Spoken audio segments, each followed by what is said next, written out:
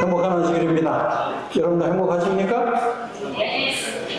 행복하신 분 한번 두 손 더 올려보세요. 네, 고맙습니다. 모든 분들이 다 행복하셔서 정말 고맙습니다. 자, 우리 최현진 사모님 지난주에 못 배워서 조금 마음이 허전했습니다. 오늘 또 이렇게 참석해 주셔서 대단히 감사합니다. 오늘은 여러분들과 함께 일체의 비결이라 라고 하는 제목으로 은혜를 나누려고 합니다. 이런 이 말씀을 어디서 본 것 같은 기억이 있습니까? 일체의 비결? 여러분들이 보시면 빌립보서 4장 12절에 이 말씀이 그대로 나타나 있습니다. 먼저 이 말씀을 다 같이 읽도록 하겠습니다. 시작. 나는 비천에 처할 줄도 알고 풍부에 처할 줄도 알아. 모든 일, 곧 배부름과 배고픔과 풍부와 궁핍에도 처할 줄을 아는 일체의 비결을 배웠노라. 아멘. 우리가 인생을 살아가면서 여러 가지 어려움에 직면을 하기도 합니다. 그럴 때에 우리가 그 문제를 풀 수 있는 답을 알고 있다면 얼마나 좋겠습니까? 그런데 우리는 문제가 봉착되기만 하면 벌써 어때요? 아이고, 걱정을 하기 시작합니다. 염려스러운 마음이 점점 더 커져서 때때로는 어디서부터 무엇을 손을 대야 할는지, 어디서부터 실마리를 풀어나가야 되는지를 몰라요.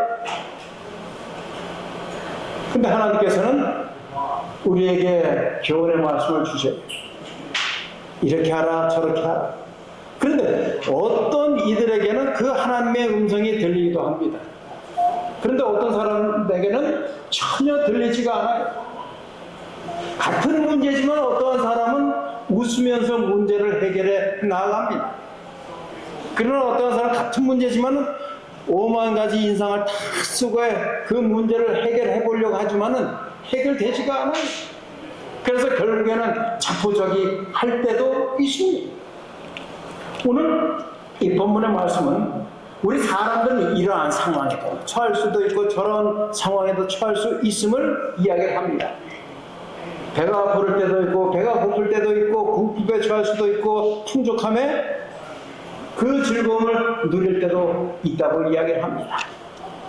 그러나 어떠한 상황 가운데 있다 할지라도 우리는 족함을 배워야 된다라고 하는 것이 오늘 이 선지자가 주는 교훈의 말씀인 것입니다. 특별히 11절 오늘 본문에 있는 말씀 전에 있는 말씀과 그 뒤에 있는 말씀을 또 한번 살펴보겠습니다. 시작. 내가 궁핍함으로 말하는 것이 아니니라.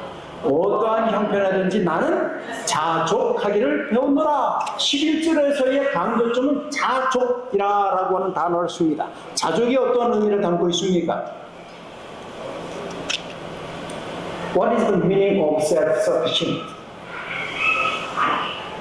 우리가 이 문제, 이 단어에 대한 의미를 반드시 알아야 됩니다.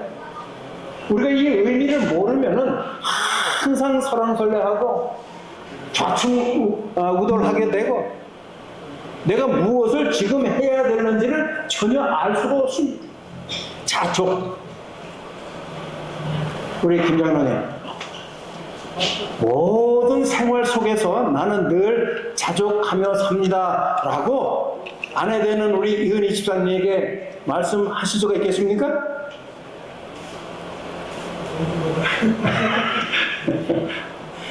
그럴 때도 있고, 그렇죠? 그렇지 못할 때도 있는 것이 우리의 인생사라고 여겨져요. 그런데 여기 보니까 어떠한 형편에서든지 그렇어요. 아주 중요한 게 어떠한 형편에든지 나는 자족하기를 배웠노니, 배웠으니까 뭐하고 있다는 거예요? 자족하는 삶을 살고 있다라고 하는 것을 강조하고 있습니다. 우리 청년들이나 나이 든 사람이나 무엇인가 이 정도면 되었다라고 하는 사람을 혹시 여러분 만나보셨습니까?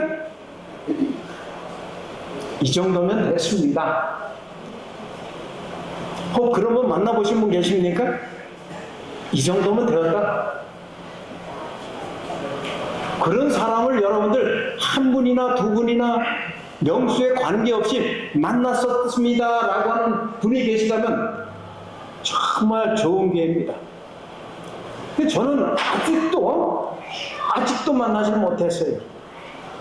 자족한 무엇인가 계획을 세워놓고 그 목표에 도달을 했습니다. 그럼 어떻게 해야 돼요? 첫째는 만족해야지. 이제는 된다. 근데 그 목표가 이루어지니까 그 다음에 또 어때요? 그보다 더 큰 욕심이 섞여 있는 내용을 설정을 하게 되고 또 그것을 위해서 줄다리기 칩니다. 이 목사라고 뭐 별 다를 게 있겠습니까? 조그마한 교회에 부임을 했어요. 그러면 어때요? 열심히 일을 해서 교인 수가 100명, 150명 됩니다. 그럼 어때요? 뭐 한 50명, 한 100명, 150명까지 키워놨으니 만족하지 않아요. 또 다른 어떤 마음에 더 큰 생각을 갖게 될 것입니다. 뭐 그런 긍정적인 측면에서야 좋겠지. 그러나 어떤 우리가 물질적인 욕심에 있어서 그 욕심을 계속 따라가게 되면 결과적으로 그러한 사람들은 만족스러운 삶을 살 수가 없다고 하는 것입니다. 어떻게 자족을 하느냐? 신이 아닌 이상 사람으로서는 자족할 수가 없습니다 라고 하는 것이 인간의 고백이다 라고 할 정도의 철학자들도 많았습니다. 자, 보십시오. 우리가 어떤 일을 자족하기까지는 수많은 어려운 경험들을 했을 거예요. 그렇게 해도 불가능할 수도 있습니다. 근데 여러분들, 제가 한 가지 질문을 드려볼게요. 정말 내가 해결할 수 없는 일을 여러분들 지금까지 만나보셨지요? 그래야 하였을 때 여러분들은 어떻게 대처해 오셨습니까? 우리 이재영 성도님, 사업을 이곳에서 하면서 생각대로 잘 풀립니까? 열받을 일이 더 많아요? 그런 일이 있었을 때는 어때요? 다시 시작해야지. 웃으면서 그럴 수도 있어. 또 다시 시작하면 돼야지. 그런 마음이었어요? 또 매번 그랬어요? 한계도 왔어요. 근데 그 한계가 여기 보면 여러분들 내가 하나님을 신뢰할진대 라고 하는 표현으로 대신하면 그 어려운 문제에 봉착되었을 때 그래도 마음속에는 행복이 깃들여 있다라고 하는 것입니다. 특별히 13절에 있는 말씀을 다 같이 한번 읽어보십시다. 시작. 내게 능력 주시는 자 안에서 내가 모든 것을 할 수 있느니라. 아멘. 여러분 여기 하얀 네모가 있죠? 뭐라 그랬죠? 모든 것. 그래서 모든 선택해서 이것만 조금만이 아니라 모든 것을 내가 할 수 있느니라. 여러분 욕심을 부리고 싶다면 이 말씀에 욕심을 좀 부려보시길 바랍니다. 어떤 말씀이요?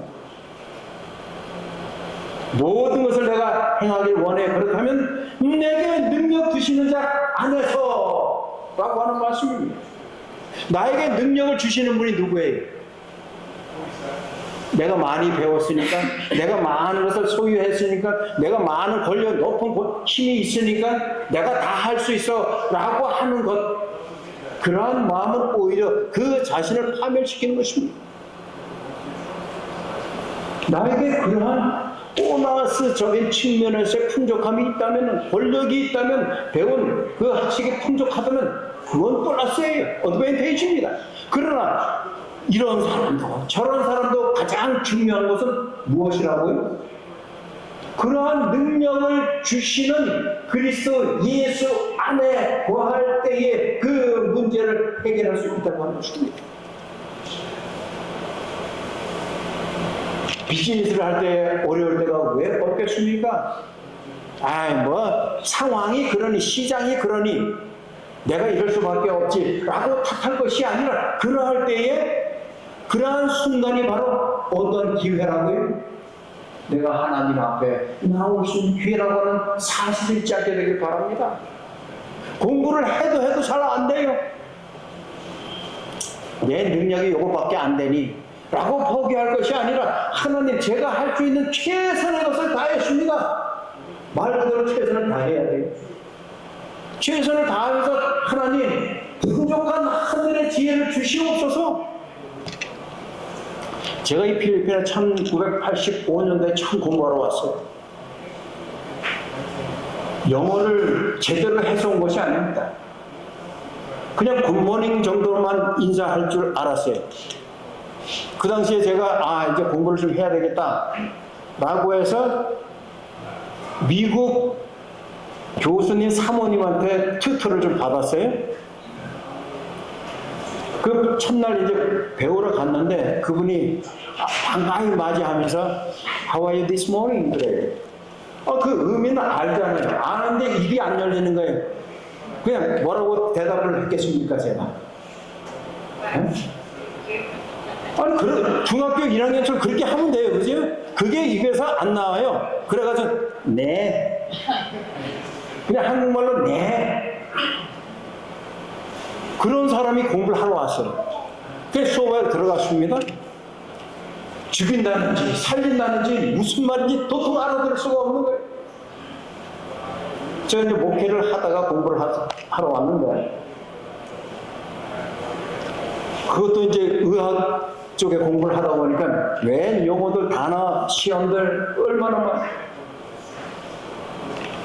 땡시험이라는 게 있어요. 여러분도 아시는지 몰라요.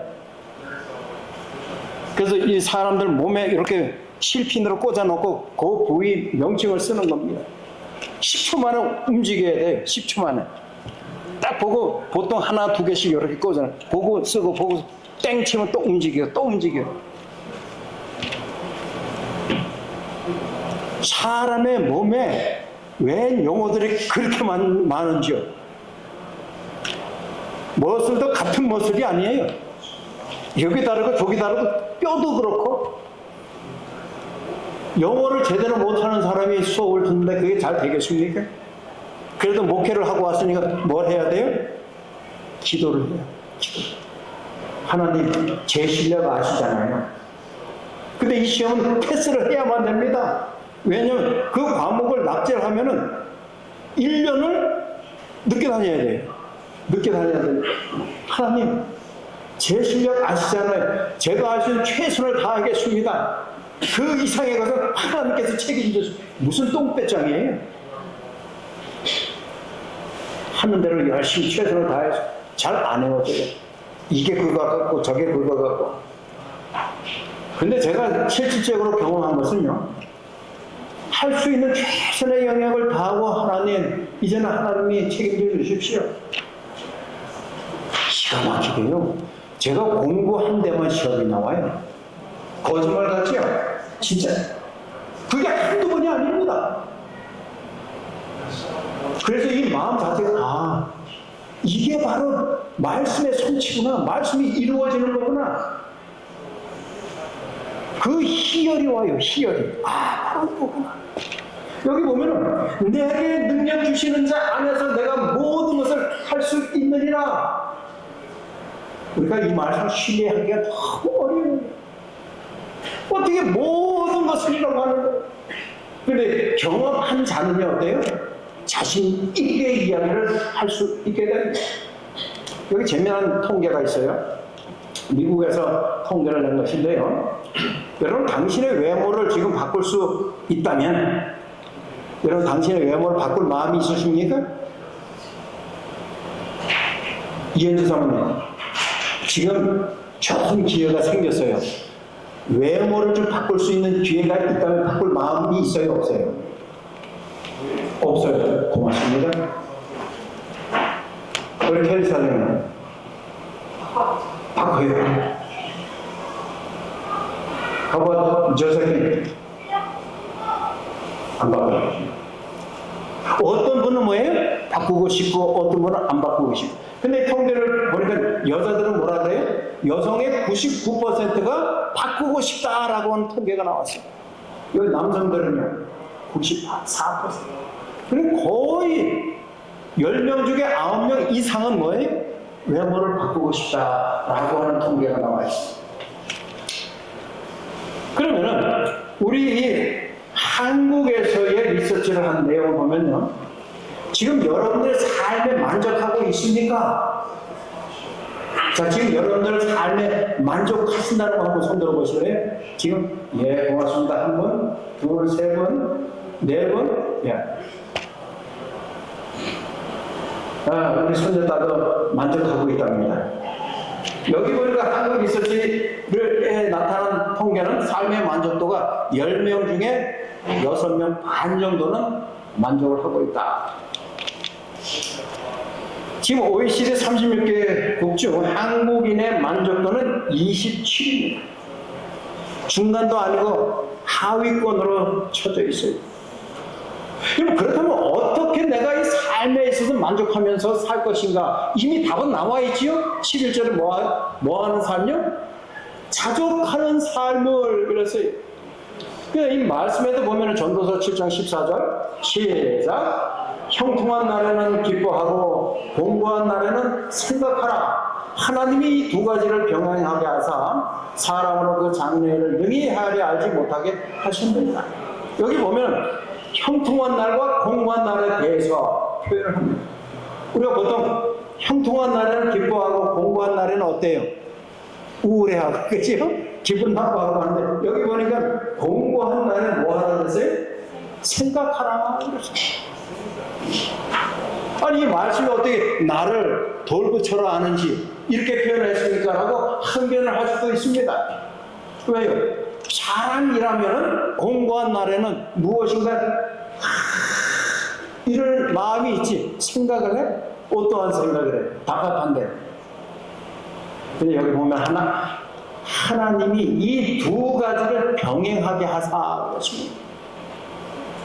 때로 기쁜 날이 있으면 슬픈 날이 있음을 우리는 인지를 해야만 되는 것입니다. 그럴 때도 있구나. 하나님께서 이 두 가지 일을 우리에게 병행하게 하셨구나. 그럴 때는 생각하게 하라. 무엇을 생각하라라고 표현하였을까요? 무엇을요? 내가 누구인가? 자기의 정체성을 생각하는 겁니다. 내가 어디서 와서 어디로 가는 사람인가? 내가 누구에게 속하여 있는가를 생각하는 것입니다. 그럼 그것을 생각하면 나는 창조주 하나님께 속한 백성이지, 하나님의 자녀이지, 이 정도쯤이야 라며 이겨낼 수 있다고 하는 것입니다. 그런 인간적인 생각으로만 가득 차 있으면서 생각하는 사람은 해도 안 돼. 이건 불가능해. 안 돼. 생각해. 맞아야. 시간 낭비야. 부정적인 생각이 자리를 잡는 것입니다. 그런데 지혜로운 사람은 이 두 가지 일 자체를 하나님께서 병행하게 하셨구나. 우리 인간의 삶에서 라고 하는 생각을 한다면 생각하는 그 자체가 내용이 다르다고 하는 것입니다. 내용이 다르면 무엇이 또 다를까요? 결과가 다를 수밖에 없습니다. 고린도서 4장 18절에 보면은 다 같이 한번 읽어보십시다. 시작. 우리의 돌아보는 것은 보이는 것이 아니요 보이지 않는 것이니 보이는 것은 잠깐이요 보이지 않는 것은 영원하리라. 이 말씀의 의미가 상당히 깊어요. 그러나 오늘 그것에 대해서 다 설명할 시간은 없고 간단하게 표현하면 우리의 돌아보는 것에 대해서 보는 것 그 자체만이 아니다라고 하는 것입니다.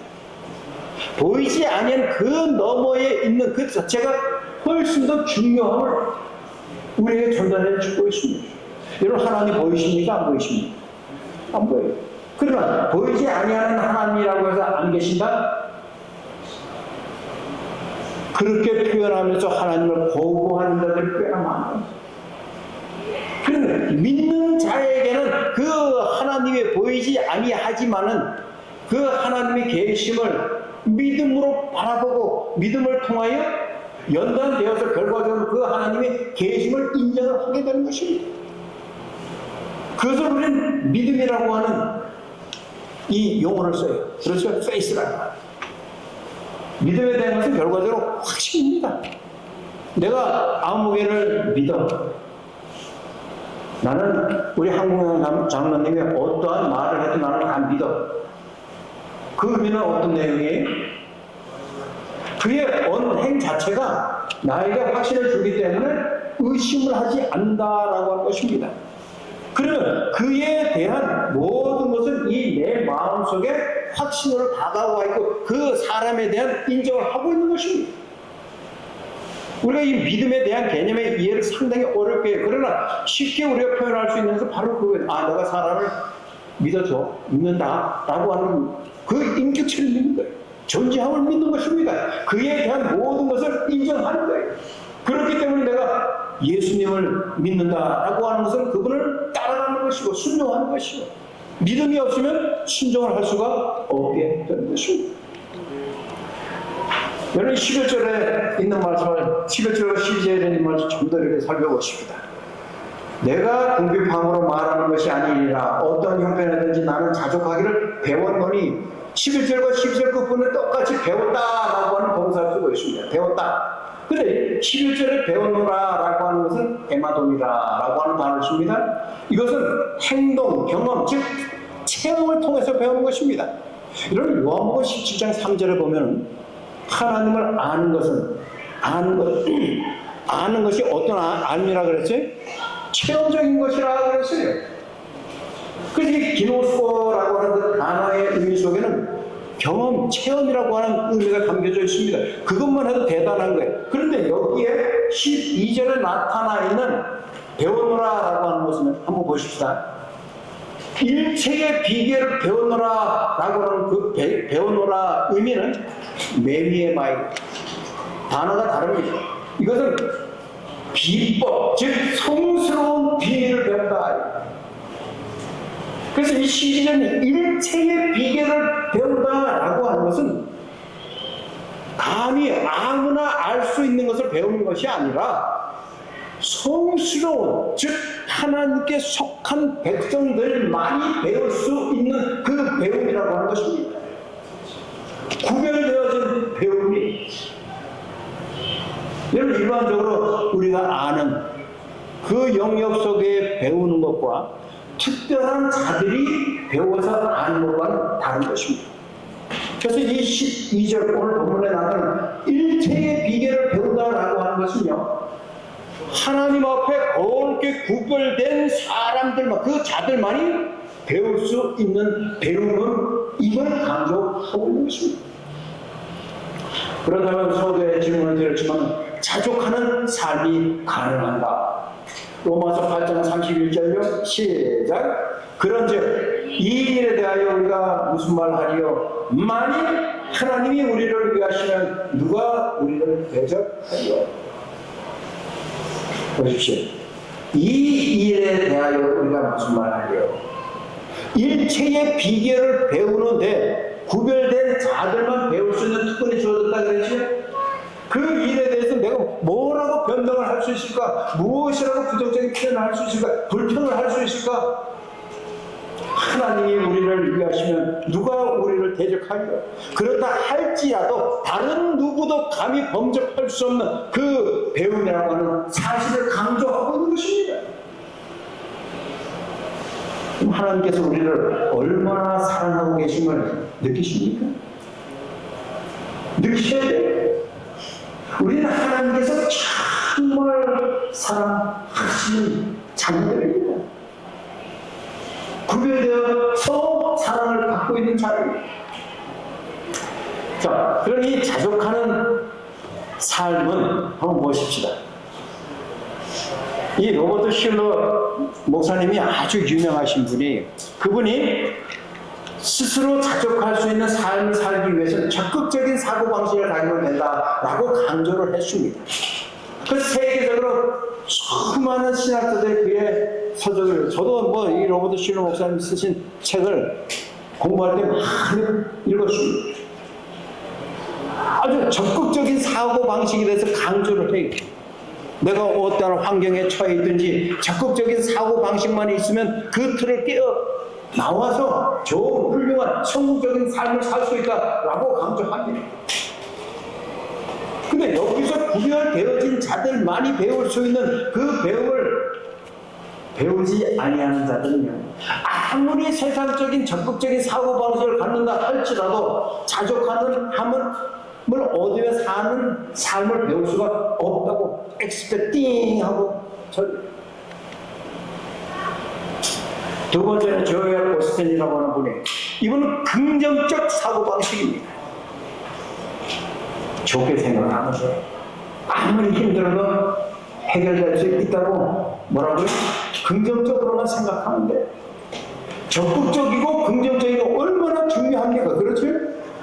그럼에도 불구하고 긍정적인 사고방식대로 열심히 살아간다 할지라도 그것만 가지고서는 자족할 수가 없다고 강조를 하고 있는 것입니다. 그렇다면 우리가 정말 자족하는 삶을 살기 위해서는 어떻게 해야 돼요? 13절에 있는 말씀처럼 내게 능력 주시는 자 안에서, 오직 주님 안에 거하는 자들만이 자족하는 삶을 살 수 있음을 강조하고 있는 것입니다. 디모데전서 6장에 있는 말씀 같이 한번 읽어봅니다. 시작. 그러나 자족하는 마음이 있으면 경건은 큰 이익이 되느니라.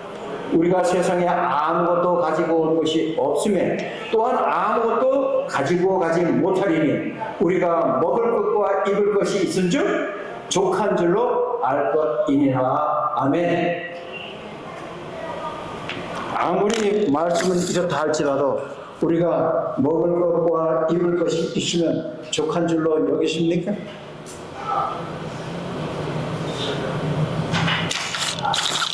제가 이 필리핀에서 꽤 오래 살면서 이제 느끼며 있는 것이, 우리 한국에서는 옷만 해도 어때? 입을 옷이 이 사계절에 따라서 옷이 다 필요합니다. 근데 이 필리핀에서는 정말 단촐하게 산다면 옷이 어느 정도면 여러분들 살 수 있습니까? 예? 반바지 2장, 위 티셔츠 2장만 있으면 1년 납니까? 못 납니까? 예? 왜 2벌이에요? 1벌이 아니고? 빨아 입어야 되니까. 여기 보면은 우리가 할 수 있는데도 어떻게 보면 옷이 왜 많이 필요합니까? 특별히 여성분들. 지루해서. 또요, 우리 연희 지사님. 근데 계절이 필리핀은 거의 비슷하잖아요? 장소에 따라서 그 옷을 입어야 되기 때문에. 뭐 여러 가지 이유 때문에 이제 옷들이 많이 필요해요. 근데 단순하게 살을 때는 뭐 그다지 필요가 없어요. 근데 우리가 여기서 펴는 먹을 것과 입을 것에 대한 이야기가 나오는 것은 무엇인가 지금 이야기한 품위도 있고 때와 장소에 따라서 분위기에 따라서. 차를 마셔도 왜 꼭 찻집에 가서 음악을 들으면서 그 돈을 비싸게 주고 그래야 더 맛있습니까? 집에서 음악 틀어놓고 마시면 맛이 감해집니까?